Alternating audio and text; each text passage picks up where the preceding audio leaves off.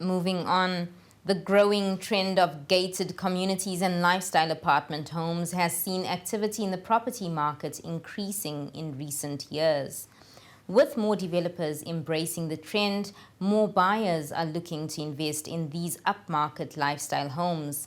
Our business reporter, Rumbidzai Mashayahanya, gives us more. In the bustling urban centers of Zimbabwe, an emerging trend of gated communities and affluent lifestyle homes is fueling a flurry of activity in the property sector, reshaping the country's real estate landscape as developers race to cater to the evolving needs and preferences of this new class of customers. We've got the beautiful Highlands Park Shopping Centre down the road. We've got the new Chisipiti Shopping Centre down the road. Chisipiti Shopping Centre is undergoing a major renovation. And everybody wants to be within 5 minutes of Chisipiti Shopping Centre and Highlands Park Shopping Centre. So the further you keep going away, the further you are. So then there's a need to densify. And by densify, that's when you start seeing what has been happening in Zimbabwe has been cluster developments and those kind of things. This is the first response in the sense of a lifestyle estate. The shift in housing preferences has had a profound impact on the Zimbabwean property market. Developers have been quick to respond, investing heavily in the construction of these modern residential projects, which cater to the growing demand for more urban, amenity-rich living experience. I find Zimbabwe is a better place to invest now than South Africa. We operated in South Africa for over 20 years. We still have operations there. We built many residential developments.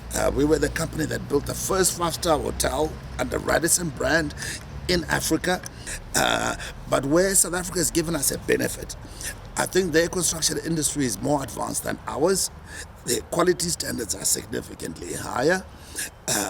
And we've taken that quality standard and brought that to Zimbabwe. Zimbabwe's housing shortage is estimated at 1.2 million units, translating to a national backlog of 5 million citizens, or over 40% of the total population.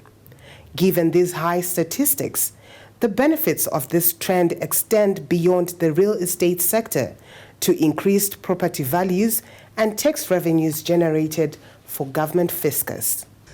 We are getting some real interest in what we're doing here. And having ex-diasporan organizations like 13 Properties, which is ex-diaspora, we have people who understand what the diaspora market is looking for. So we believe that number is going to keep going up. I think last year in remittances, the diaspora sent over $2 billion US. If 10% or 15% of that goes to real estate, we'll be very happy in terms of putting a figure on it. So I think I'm very optimistic about the future. The growth in gated communities and lifestyle apartments has had a ripple effect on the Zimbabwean economy.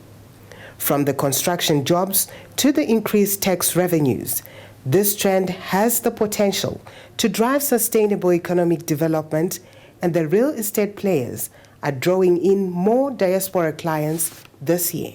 I've put together an expo or a property showcase in Birmingham in the UK. In terms of people traveling from Zimbabwe, we've got about 80 now, which is a mix of different stakeholders within the industry, so conveyancers, banks and lenders, developers, and suppliers. But on the other side, in terms of the market itself, we are hoping we can get about 2,000 people attending the show. It is an exhibition, so we don't expect people to come and spend more than an hour there. They'll come into the room and go around it and leave for the rest of their day. Interest is fantastic. We've got over 1,000 registrations now. There is some real genuine interest in what is happening in Zimbabwe. As Zimbabwe continues to urbanize and its middle class expands, the demand for gated communities and lifestyle apartment homes is expected to remain strong. For developers and investors, this represents a unique opportunity to capitalize on the country's evolving housing preferences while contributing to the broader economic growth and development of the nation to an upper middle income economy by 2030. Rumbidzai Mashe